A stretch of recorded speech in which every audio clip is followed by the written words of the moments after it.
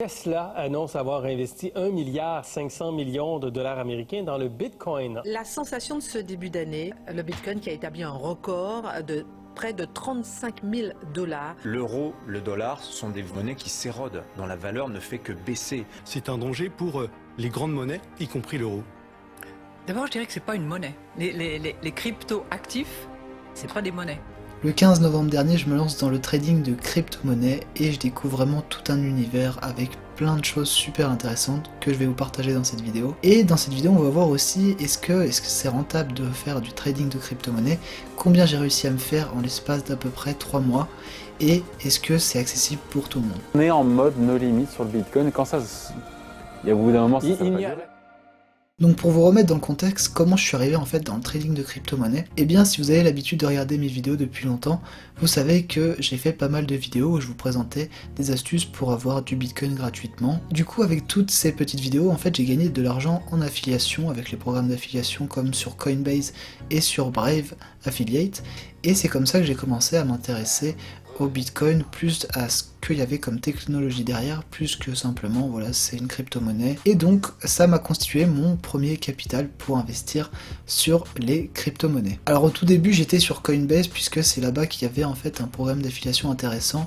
Et après, en fait, j'ai vite changé, puisque j'ai remarqué que Coinbase, il y avait des frais qui étaient monstrueux, donc je pouvais pas me permettre de payer à chaque fois presque 4% de frais, même plus des fois, pour acheter du Bitcoin, pour le retirer, pour le transférer, c'est juste énorme. Je parle bien de Coinbase, donc l'application classique, je sais pas de combien sont les frais pour Coinbase Pro, l'interface plus de trading. Moi du coup ça m'a donné envie de changer, je suis allé chercher les applications, l'endroit où c'était le plus simple d'acheter du Bitcoin, parce que vraiment j'étais un débutant, et surtout où j'avais les frais les plus faibles possibles pour que je passe pas tous mes trades dans des frais. Et donc je suis tombé sur l'application Swissborg, donc c'est un projet qui était assez récent et qui est vachement intéressant, donc je vais pas vous expliquer exactement comment ça fonctionne Swissborg, mais du coup vous avez des frais qui sont de 1%, donc c'est vraiment très bas pour le trading de crypto-monnaie, il n'y a pas beaucoup d'endroits où vous allez pouvoir trouver des frais aussi bas.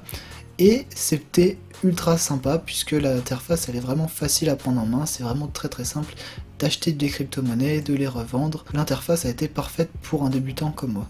Du coup le 15 novembre je transfère tous mes fonds que j'avais gagnés en affiliation sur mon compte Swissborg en Ethereum, et donc ces fonds ça correspond à 267,74 €, et comme d'habitude je vous ai fait bien sûr un tableau récapitulatif pour vous montrer tous mes investissements, tous mes trades, etc.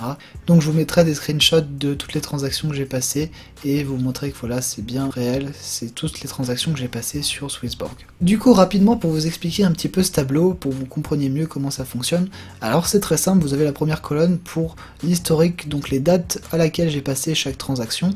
Ensuite vous avez la somme exacte de toutes les transactions, le prix en Ethereum au moment où j'ai passé la transaction, ou le prix en BTC, donc en Bitcoin, au moment où j'ai passé la transaction. Alors pourquoi j'ai investi pas uniquement sur le Bitcoin, je vais vous expliquer ça juste après, mais d'abord on va parler de mes investissements.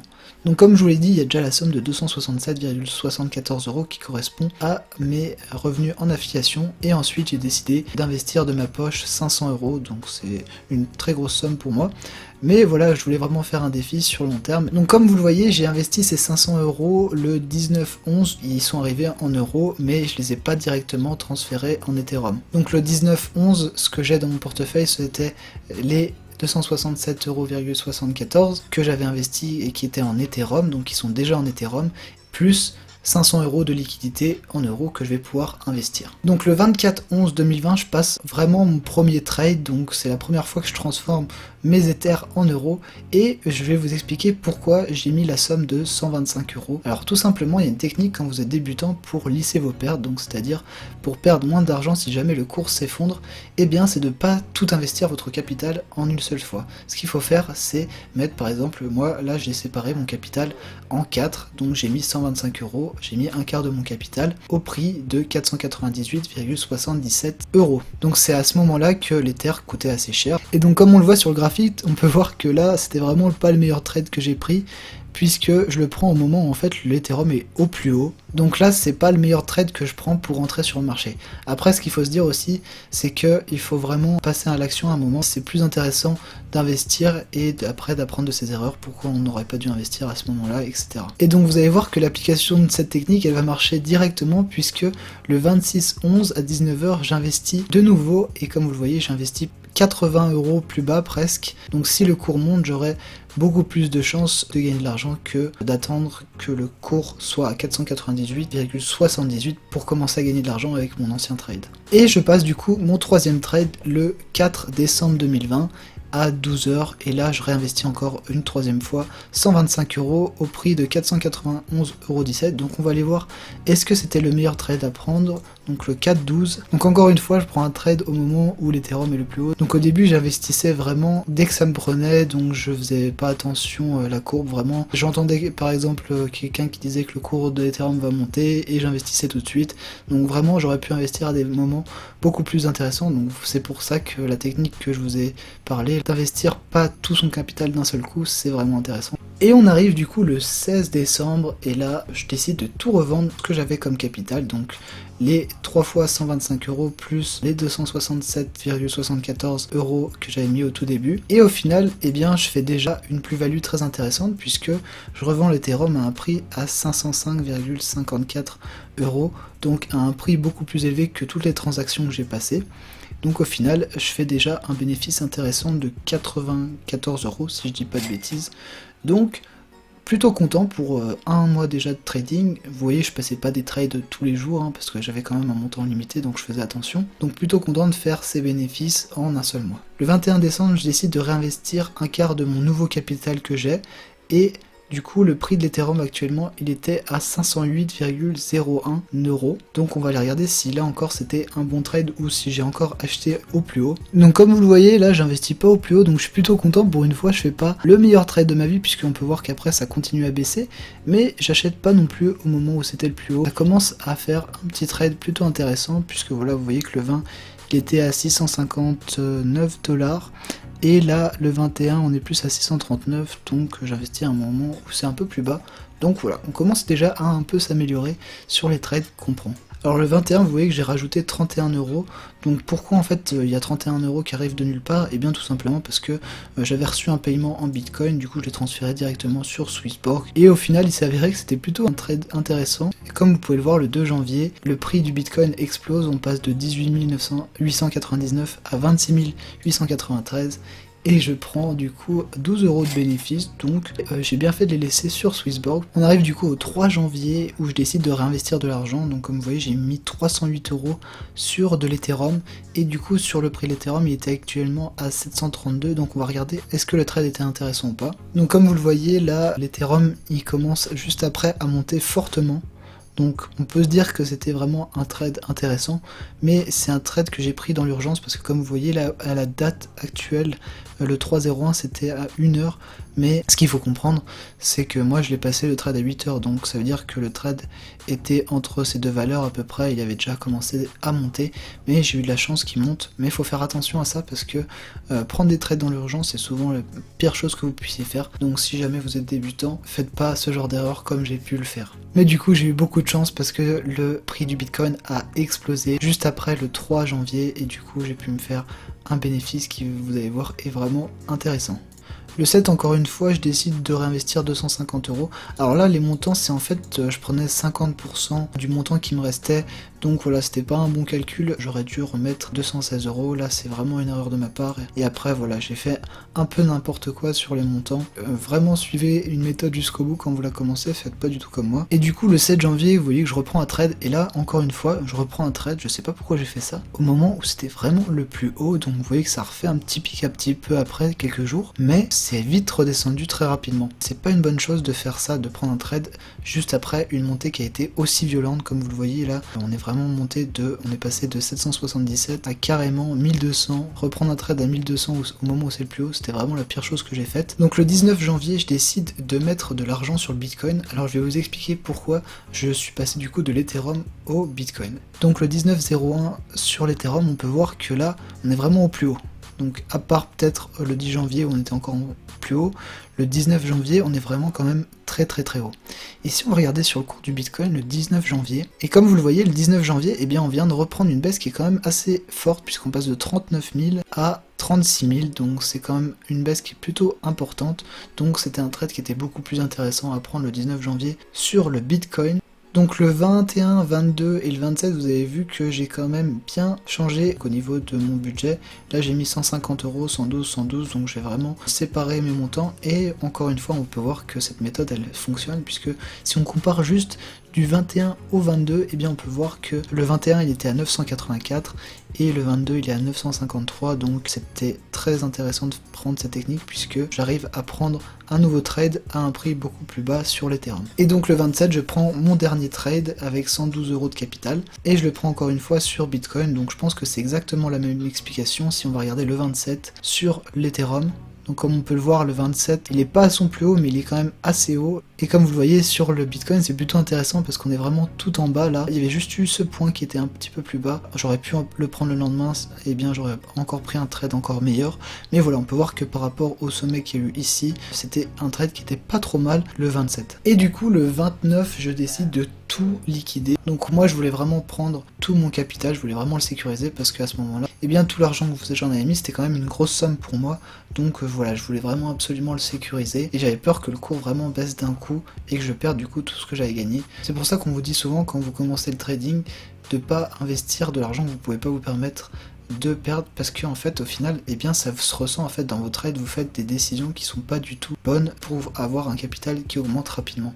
Mais bon, encore une fois, comme vous le voyez là, je revends l'Ethereum et mon Bitcoin à un prix qui est vraiment beaucoup plus haut que d'habitude. Donc je prends quand même des gains qui sont vraiment très intéressants. Et du coup on s'arrête pas là puisque le 2 février je passe mon dernier trade. Et là voilà, énorme erreur, faites pas ça. C'est vraiment, j'ai pris un trade par l'appât du gain tout simplement. C'est un des pires trades que j'ai pris, puisque si l'Ethereum s'était vraiment ramassé, et bien là je perdais vraiment énormément d'argent. Mais bon, j'ai eu énormément de chance et du coup tout mon capital là je l'ai investi en un seul trade dans l'Ethereum. Et j'ai acheté l'Ethereum au prix de 1161 € un Ethereum. Et le 5 février, il est à 1419,73 € l'Ethereum. Donc vous voyez qu'il a encore augmenté très fortement. Et du coup, on va pouvoir passer sur le bilan combien, avec tous ces trades que j'ai passés actuellement, à combien je suis au 5 février avec mon investissement final de 1288 € en Ethereum. Donc pour faire le bilan rapidement, comme vous allez pouvoir le voir ici, mon montant investi ça a été 798 €, et donc sur tout ce montant investi, au final j'ai fait une plus-value de 490 €. Donc vous dites 490 € de plus-value en l'espace de même pas 3 mois, c'est énorme. Et je suis plutôt d'accord avec vous, je suis vraiment très content de cette somme que j'ai gagnée grâce aux crypto-monnaies. Donc voilà, ça c'est des plus-values bien sûr qui sont imposables, hein. Faut pas croire que j'ai vraiment gagné 490 €. Mais voilà, c'est super intéressant de voir ça. Mais une autre chose que je voulais vous montrer et qui est vraiment ultra intéressante, c'est les sommes que j'ai eues en Ethereum au moment où j'ai investi au tout début. Donc au tout début où j'ai investi, j'avais 267,74 € d'Ethereum. Avec le prix d'un Ethereum, c'était 387,83. Donc combien ça fait d'Ether? Ça, 267,74, ça fait 0,69 et des poussières Ethereum.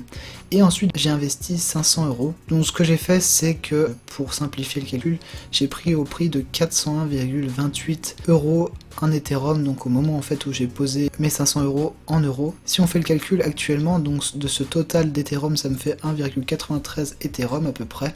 Donc ça doit être un peu moins puisque comme vous voyez, j'ai investi par palier, du coup c'était plus du tout les mêmes prix, on est à 417, 498. Pour être exact, ça doit être un peu moins. Je vais peut-être être autour de 1,4 ou 1,3 Ether. Mais juste un petit calcul pour vous montrer qu'au final, cette somme actuellement en Ether, eh bien c'est 2731 €. Je sais pas si vous vous rendez compte, mais ça veut dire que j'aurais fait une plus-value beaucoup plus importante puisque actuellement je suis uniquement à 1288 €. Là on a presque doublé notre capital juste si on avait gardé notre Ethereum pendant ces 3 mois. Donc tout ça pour vous dire qu'en fait quand vous commencez à faire du trading, il faut pas faire ce que j'ai fait, c'est beaucoup plus intéressant quand vous n'avez pas les connaissances nécessaires en analyse technique, pour suivre voilà, tous les graphiques, pour savoir à quel moment c'est le plus intéressant d'acheter. C'est beaucoup plus intéressant de tenir sur le long terme, et même vous verrez sur la plupart des investissements, tous les investissements qui sont les plus rentables, c'est souvent les investissements long terme. Donc voilà pour ce retour d'expérience, vous avez vu que c'était vraiment super intéressant de trader les crypto-monnaies. Il y a vraiment beaucoup de choses à apprendre, que ce soit dans l'analyse fondamentale, dans l'analyse technique. Il y a plein de chaînes qui sont en train de percer là sur YouTube sur le Bitcoin, donc qui font des analyses. Je peux vous citer par exemple Cryptomatrix et CryptoFuture, qui sont les deux chaînes que je suis actuellement le plus. Et si vous voulez vous intéresser plus au domaine général des cryptos, vous pouvez regarder Asher, qui est le youtubeur on va dire le plus connu dans ce domaine. Et vous allez voir que vraiment, si vous vous intéressez aux crypto-monnaies, et bien là ce qui est dommage c'est que je me suis intéressé uniquement au Bitcoin et à l'Ethereum parce que voilà c'était une vidéo un peu défi, mais c'est vraiment dommage de se limiter à ces deux crypto-monnaies puisqu'il y a énormément de projets qui sont super intéressants. Il y aura bientôt une vidéo sur la chaîne qui sortira pour vous en dire un peu plus. Donc voilà, j'espère que cette vidéo défi elle vous aura vraiment plu. Moi en tout cas c'était vraiment fun de faire ça et je vais continuer du coup cette fois-ci, vu que j'ai pas les connaissances nécessaires pour l'instant pour trader tous les jours, je vais continuer à garder mes bitcoins sur le long terme et on verra bien si j'avais raison. Mais du coup si ces genres de vidéos défis ça vous plaît, n'hésitez pas à mettre un like et à vous abonner si vous voulez en voir plus, et si vous voulez savoir plus de choses sur le Bitcoin, n'hésitez pas aussi à vous abonner puisqu'il y a plein de vidéos qui vont sortir sur les crypto-monnaies, donc je pense que ça peut vraiment vous intéresser. Voilà, c'est la fin de cette vidéo, c'était Cash Tips.